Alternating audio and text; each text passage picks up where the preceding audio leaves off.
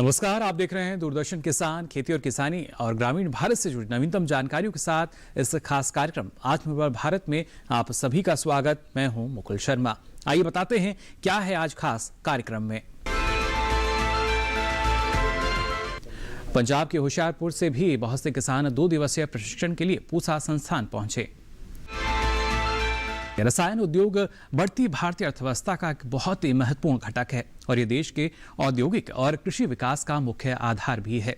ऐसे में केंद्र सरकार ने इस क्षेत्र को बढ़ावा देने के लिए कई प्रभावी कदम उठाए हैं ताकि देश को आत्मनिर्भर बनने में योगदान हो सके।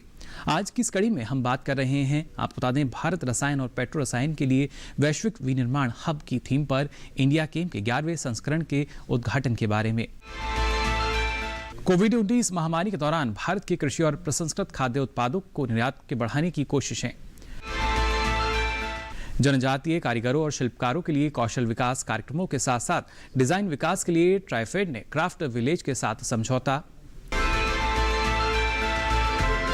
मैं आपको बता दें, भारतीय कृषि अनुसंधान संस्थान यानी पूसा खेती को उन्नत बनाने के लिए किसानों को प्रशिक्षण देता आया है। पंजाब के होशियारपुर की भी अगर बात की जाए तो आप बता दें, यहाँ से बहुत से किसान 2 दिवसीय प्रशिक्षण के लिए पूसा संस्थान पहुंचे। इस दौरान किसानों को कृषि में नई तकनीकों की जानकारी दी गई और संस्थान में भ्रमण भी कराया गया।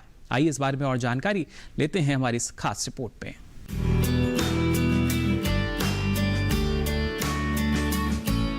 दिल्ली स्थित भारतीय कृषि अनुसंधान संस्थान पूसा में होशियारपुर पंजाब से आए किसानों के लिए कृषक प्रशिक्षण कार्यक्रम का आयोजन किया गया। ये कार्यक्रम कृषि प्रौद्योगिकी प्रबंधन अभिकरण यानी आत्मा के सहयोग से आयोजित किया गया। यहाँ किसानों को जैविक खेती एवं फसल अवशेष प्रबंधन से संबंधित जानकारी IARI के वैज्ञानिकों के द्वारा दी जा रही है। इस कार्यक्रम के बारे में अधिक जानकारी दे रहे हैं कैटेट विभाग के अध्यक्ष डॉक्टर JPS डबास।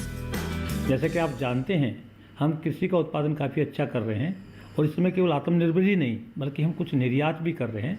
लेकिन जो हमारा गांव है, जो हमारा किसान है, वो अभी काफ़ी पीछे है। वहाँ बहुत कुछ किया जाना बाकी है।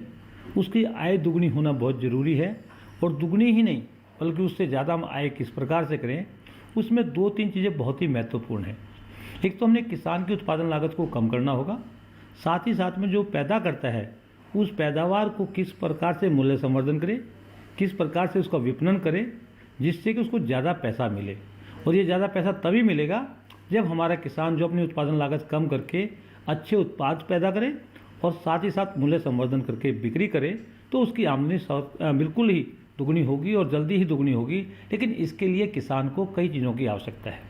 सबसे पहली आवश्यकता है कि जो नई नई किस्में हमने पैदा की हैं, ये किसान के पास जल्दी से जल्दी कैसे पहुँचे। जो कई बार हमारा फसल या जो हमारी जलवायु है इसमें काफ़ी परिवर्तन होता है, तो जब भी जलवायु में परिवर्तन होता है तो किसान को उस समय सही सलाह जाना बहुत ज़रूरी है। जैसे कई बार बहुत बार बेमौसमी बारिश होती है, कई बार सूखा पड़ जाता है, कई बार देरी से बुआई होती है, तो उस समय हमें किसानों को बताना होगा कि देरी से हमें कौन सी किस्म लगा सकते हैं। अगर बारिश होती है तो हमें फसल के नुकसान को कैसे कम करके और उसके नुकसान की भरपाई करते हुए किसान को ज़्यादा आमदनी मिले। इसके साथ साथ हमें किसान को पहले से तैयार करना होगा कि फसल चक्र कौन सा अपनाए। फसल चक्र इस प्रकार का होना चाहिए कि किसान को लगातार आय मिलती रहे, यानी कि उसको केवल 2 मौसम में ही आय ना मिले बल्कि पूरे साल आय मिले। वो तभी मिल सकती है जब हम किसान को मूल्य संवर्धन के लिए तैयार करें, उसको नई नई किस्मों जो किस्में हैं उनको दें और किस्में देने के साथ साथ में जो 2 मुख्य फसलें हैं उसके बीच में किस प्रकार से किसान एक और अतिरिक्त फसल ले सकता है।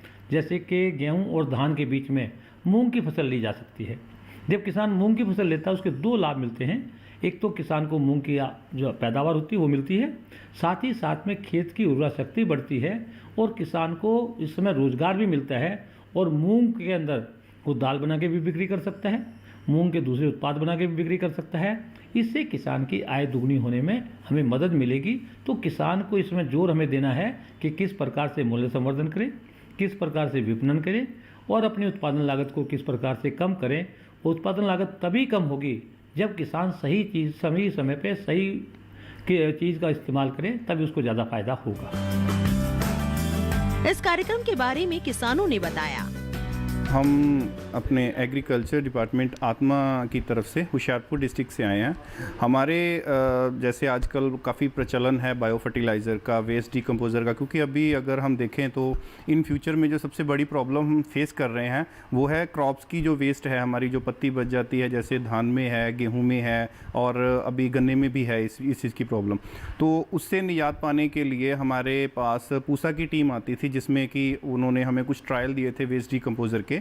तो उनके रिज़ल्ट के बाद हमें ऐसा लगा कि नहीं, ये डेमो में नहीं, इसकी प्रॉपर ट्रेनिंग होनी चाहिए, क्योंकि अभी सीमित किसानों को अगर पता चलता है तो उसके बारे में हमें दूसरों को बताना मुश्किल हो जाता। तो इसलिए हम अपने पूरे होशियारपुर डिस्ट्रिक्ट आत्मा की तरफ से पूसा यूनिवर्सिटी में फार्मर्स को लेके आए हैं, जिसमें हमारी 3 दिन की ये प्रॉपर ट्रेनिंग है, जिसमें आज हमारा दूसरा दिन है। और दूसरे दिन में जितना हमने अब तक सीखा है, हमने सोचा भी नहीं था कि एग्रीकल्चर में इतना विस्तार भी हो सकता है, क्योंकि हम ज़्यादा सीड अच्छा डाल रहे हैं, दवाइयाँ बहुत ज़्यादा यूज़ कर रहे हैं, मगर जो सबसे ज़रूरी हमारा अंग है पूरी खेती का, कृषि का, वो उससे हम हमेशा अधूरा छोड़ते थे, जो कि हमारा मेजर पार्ट है हमारी ज़मीन, मृदा। तो उसको कैसे हम सही तरह से बना सकते हैं, उसके लिए हमने यहाँ आके जो इसके माहिर डॉक्टर्स हैं हमारे अपने पूसा डिपार्टमेंट से, तो उन्होंने हमें बहुत ही विस्तार से हर चीज़ के बारे में बताया कि बायो फर्टिलाइज़र कैसे हैं, उनका सही इस्तेमाल कैसे करना है। बायो फर्टिलाइज़र्स में कुछ ऐसे भी हमारे पास माइक्रो जैसे जिंक वगैरह है, आयरन है, जिनकी बाद में हमें कमी आती है। यहाँ आके हमें ये भी पता चला कि हम उनका सीड ट्रीटमेंट करके भी अगर उसे हम यूज़ करते हैं, इस्तेमाल करते हैं, तो उसका भी हमें बहुत अच्छा रिज़ल्ट मिलता है, क्योंकि हम इन चीज़ों का ज़्यादा ध्यान नहीं देते। अगर इसमें मैं छोटी सी बात ऐड करूं कि अगर हम जिंक है हमारे अभी अपने गेहूं की क्रॉप चल रही है, गेहूं की क्रॉप में अगर हमारी जिंक की कमी है, तो हम ये कैसे सोच सकते हैं कि जो गेहूं हम खा रहे हैं क्या उसमें कमी नहीं आएगी। इसीलिए ये जो कुछ अधूरी चीज़ें हम छोड़ते हैं, तो इसलिए हम फार्मर्स को लेके आए हैं और हमने अपने पूसा विभाग से ये भी विनती की है कि हम अपने ज़िले की तरफ से भी एक पूरे ज़िले के जो हमारे विशेषज्ञ खासतौर के टीम है हमारी डिपार्टमेंट की, उन्हें भी इसकी प्रॉपर ट्रेनिंग दी। और हमने रिक्वेस्ट किया था, सर ने बहुत बढ़िया पॉजिटिव रिस्पॉन्स किया। उन्होंने कहा कि आप हमें सिंपल एक मेल कर दीजिए, हमें इन्विटेशन आना चाहिए, हम अपनी पूरी टीम लेके आपके पास आ जाएंगे। और बहुत खुशी हुई हमें इनका ये प्रोत्साहन देख के कि ये फार्मर्स के साथ कितना ज़्यादा फ्रेंडली रहते हैं। फ्रेंडली रहने के साथ साथ पूरी फार्मर्स को कोई भी दिक्कत होती है, इवन अभी हम 5 मिनट भी फ्री होते हैं तो 5 मिनट डॉक्टर साहब हमारे पास आके बैठ जाते हैं कि आप 3 दिन हमारे पास हो, तो 3 दिन में हम ये नहीं चाहते कि आपका 1 मिनट भी वेस्ट हो। और ये पूरा हमारे साथ फ्रेंडली कर रहे हैं बहुत ज़्यादा। हम जितने फार्मर्स को यहाँ लेके आए हैं प्रॉपर उनका ग्रुप बनाया है, और हमें ये पूरी यहाँ से तसल्ली दी गई है कि जितने फार्मर आप लेके आए हो, जब कहोगे, जैसे कहोगे, किसी भी तरह की कोई भी हमें ज़रूरत होती है, तो ये बहुत पॉजिटिवली इन्होंने रिस्पॉन्स किया कि आप हमें आज मेल करो, हम दूसरे दिन आपके पास आ जाएंगे। किसी भी तरह की अगर आपको ऑर्गेनिक में, बायो फर्टिलाइज़र में और किसी भी तरह की अगर वेस्ट डिकम्पोज़र में यूज़ में किसी भी तरह की दिक्कत है, तो ये हमारा पूरा साथ देंगे। हम सब यहाँ किसान और महकमे के स्टाफ यहाँ जैविक खेती के ऊपर दिल्ली में पूसा यूनिवर्सिटी में आए हुए हैं, और यहाँ हम 3 दिन के लिए ट्रेनिंग पे हैं। और मैंने अपने गांव में एक सेल्फ हेल्प ग्रुप बनाया है, जो 2009 में बनाया, 2012 में बनाया था, जो अभी तक हमने अच्छा उसमें रिस्पांस दिया है। उसके बाद हम लोगों ने जैविक खाद, जो केंचुआ खाद के बनाई, और सब लोगों को उसकी ट्रेनिंग दिलवाई। ट्रेनिंग दिलवाने के बाद हम लोगों ने उनको पिट बनवा के दिए सबको, और उससे हम लोगों ने खेती करनी शुरू की, जो आज से 8-9 साल पहले से हम इस विज्ञान से जुड़े हुए हैं। और इसी के साथ ही आत्मनिर्भर भारत में वक्त चला एक छोटे से ब्रेक का। जल्द हाजिर होंगे, आप बने रहिए दूरदर्शन किसान पर।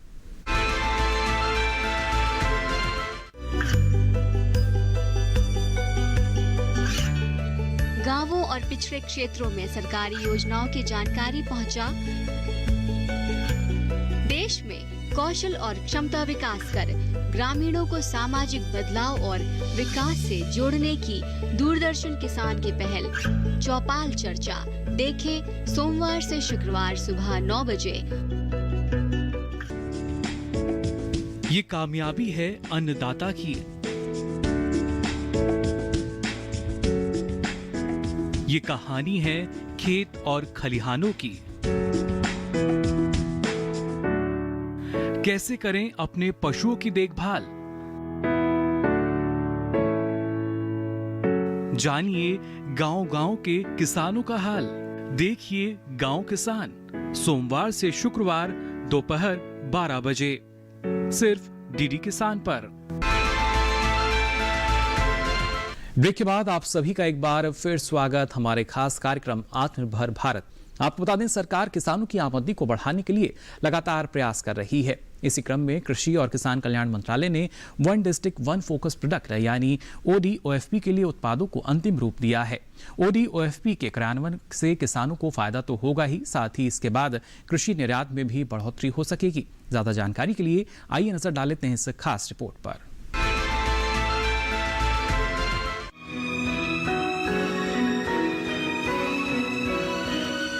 कृषि और किसान कल्याण मंत्रालय ने खाद्य प्रसंस्करण उद्योग मंत्रालय के परामर्श से one district one focus product यानी ODOFP के लिए उत्पादों को अंतिम रूप दिया है।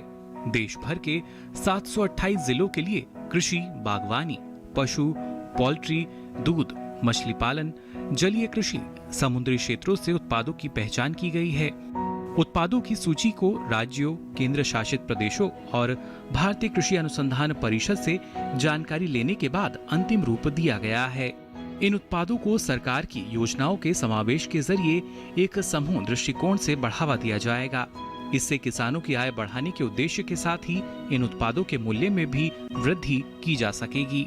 इन पहचान किए गए उत्पादों को खाद्य प्रसंस्करण उद्योग मंत्रालय की PMFME योजना के तहत सहायता दी जाएगी। ये योजना प्रमोटरों और सूक्ष्म उद्यमियों को प्रोत्साहन देती है।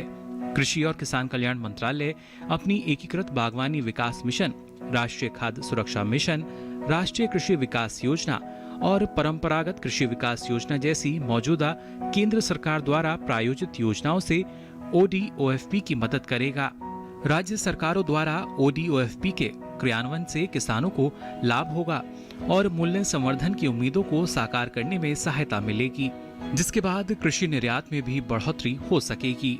विभिन्न जिलों के लिए उत्पाद इस प्रकार हैं: धान 40 जिले, गेहूं 5 जिले, मोटे और पोषक अनाज 25 जिले, दलहन 16 जिले, व्यावसायिक फसलें 22 जिले, तिलहन 41 जिले, सब्जियां 107 जिले, मसाले 105 जिले, वृक्षारोपण 28 जिले, फल 226 जिले, फूलों की खेती 2 जिले, शहद 9 जिले, पशुपालन एवं डेयरी उत्पाद 40 जिले, जलीय कृषि एवं समुद्री मछली पालन 29 जिले, प्रसंस्कृत उत्पाद 33 जिले।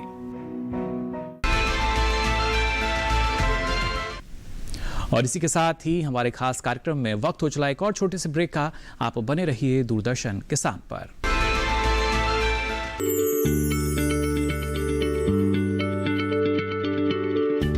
क्या आप किसी बीमारी से परेशान हैं? चाहते हैं डॉक्टर की सलाह? तो हम हैं आपके साथ। बताएंगे आपको जीने की राह। समस्याएं आपकी, समाधान देश के मशहूर विशेषज्ञों के। घर बैठे बात करें देश के जाने माने डॉक्टरों से। हमारे लाइव प्रोग्राम स्वस्थ किसान में हर शनिवार शाम 6 बजे से 7 बजे तक। ब्रेक के बाद आप सभी का एक बार फिर स्वागत हमारे खास कार्यक्रम आत्मनिर्भर भारत में। इस गांव में पूसा संस्थान के द्वारा कई परियोजनाएं चलाई जा रही हैं। इसमें एक मुख्य परियोजना है कृषक सहभागिता बीज उत्पादन, जिसमें कि पूसा संस्थान के द्वारा विकसित विभिन्न प्रजातियां, चाहे वो गेहूं की हों, चने की हों, सब्जियों में गाजर है, मूली है, गोभी है, इन सभी फसलों का बीज उत्पादन का कार्यक्रम हम यहाँ पर करते हैं। उसी तरह से खरीफ सीजन में धान की किस्मों का व्यापक पैमाने पर बीज उत्पादन किया जाता है। यहाँ से बीज पैदा करने के बाद हम वापस संस्थान में ले जाते हैं और उसको प्रसंस्कृत करके फिर किसान भाइयों को देते हैं। इसके अलावा हमारी एक दूसरी परियोजना है मेरा गाँव मेरा गौरव। इस परियोजना के तहत संस्थान के द्वारा कई गाँव को गोंद लिया गया है और इस गांव में हम अपनी जो तकनीकी है बीज के माध्यम से, तकनीकी ज्ञान के माध्यम से लेकर के आते हैं, किसानों को देते हैं। साथ ही साथ एक तीसरी परियोजना जिसको हम SC/SP शेड्यूल क्लास सब प्लान के नाम से जानते हैं, वो चलाई जा रही है, जिसमें कि इस वर्ग के लोगों को मुफ्त में बीज, कृषि यंत्र और तकनीकी ज्ञान देने के लिए एक शिविर का आयोजन किया गया था। इसमें करीब 800 किसानों ने हिस्सा लिया, जिनको मुफ्त में जानकारी के साथ साथ बीज और कृषि यंत्र दिया गया। मैं देख पा रहा हूं कि इस पूरे क्षेत्र में पूसा संस्थान के द्वारा विकसित प्रजातियों को बहुत बड़े पैमाने पर किसानों के द्वारा लगाया जा रहा है और उनको खेत को देख करके लगता है कि उनका खेत बिल्कुल साफ़ सुथरा, जरा भी खरपतवार नहीं है और निश्चित रूप से जो उनको तकनीकी ज्ञान दिया जाता है उसका वो पूरी तरह से प्रयोग कर रहे हैं, जिससे उन किसानों का जो हमारा कार्य कर रहे हैं, इसके साथ साथ बाकी इस क्षेत्र के जितने किसान हैं सबका फ़ायदा हो रहा है। अगर हम कृषि के क्षेत्र में आत्मनिर्भरता की बात करें तो सबसे पहले हमको बीज के क्षेत्र में आत्मनिर्भर होना पड़ेगा। अगर किसान गुणवत्तापूर्ण बीज का उत्पादन खुद कर सकने में सक्षम हो पाता है तो वह बीज के लिए किसी के ऊपर निर्भर नहीं रहेगा। कृषि अनुसंधान परिषद का जो मुख्य बीज उत्पादन में दायित्व है वो प्रजनक बीज का उत्पादन है।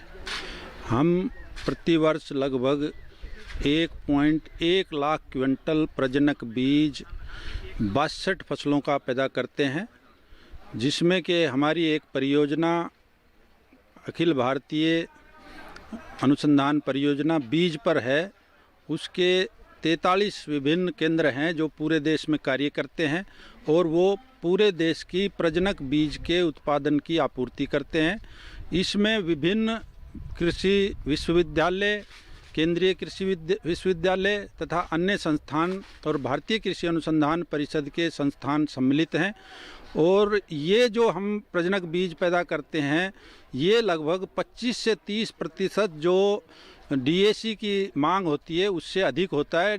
जो कृषि विभाग भारत सरकार की जो मांग है प्रजनक बीज की वो लगभग 80 से 82 हज़ार क्विंटल की होती है, जो कि हम 1.15 लाख क्विंटल प्रतिवर्ष पैदा करके और विभिन्न बीज उत्पादक संस्थाओं के जैसे कि राज्य बीज निगम, राष्ट्रीय बीज निगम तथा विभिन्न अन्य जो प्राइवेट सेक्टर की कंपनियां हैं, NGO हैं, FPO हैं, उन सभी को हम ये बीज वितरित करते हैं।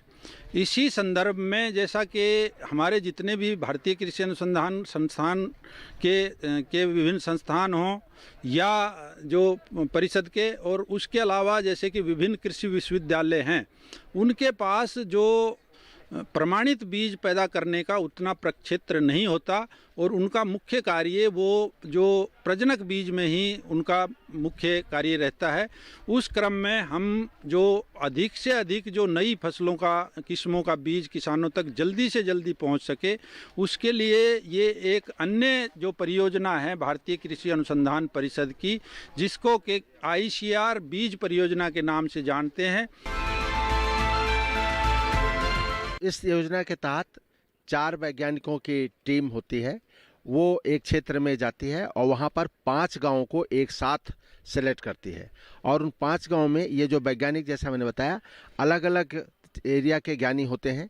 कोई अच्छा बीज कैसे लिया जाए, स्वास्थ्य का ध्यान कैसे रखा जाए, अच्छी मशीनरी कैसे उपयुक्त की जाए, पौधों की संरक्षण सुरक्षा कैसे की जाए, ऐसे अलग अलग क्षेत्रों एक्सटेंशन के मर्मज्ञ होते हैं, कैसे एंटरप्रेन्योरशिप डेवलप की जाए।